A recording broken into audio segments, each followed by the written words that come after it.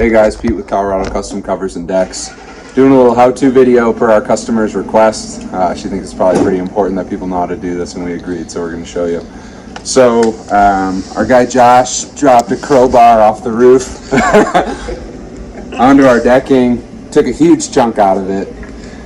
Pretty upsetting at the time, but we got over it. So to replace a deck board that's in with a Tiger Claw hidden fastener system, you need to first cut the Tiger Claws out so that you can pry the board out without damaging the adjacent boards. If you were to just stick a pry bar in there and try to pry the board out, you're going to end up probably pulling the Tiger Claw out a little bit, potentially damaging the groove of the boards next to it, or when you're prying, even potentially just damaging the board from your pry bar.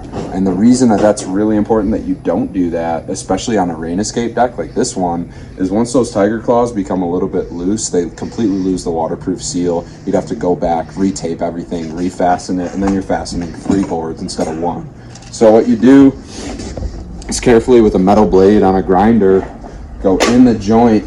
It helps if you have a guard on it, because then you can kind of rest the guard on the decking to make sure that you get it right in there.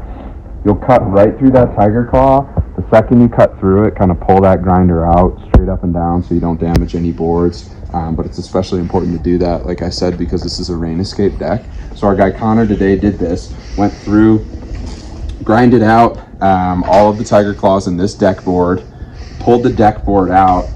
Josh went down, he handed the board down to Josh, and Josh just made a carbon copy of it because this board is actually already set between the house and a border, so we couldn't cut it like we normally would cut a border. So we copied it, set it back down, and then Connor carefully, once again, because we're rain escaped, screwed into the joists with the Cortex hidden fastener system. So we put some Cortex screws in there, Cortex plugs, and if you can see, you probably can't even see the Cortex plugs that he put in these deck boards. So really easy fix, not something that you want to have to do often, but when you do, this is the right way to do it.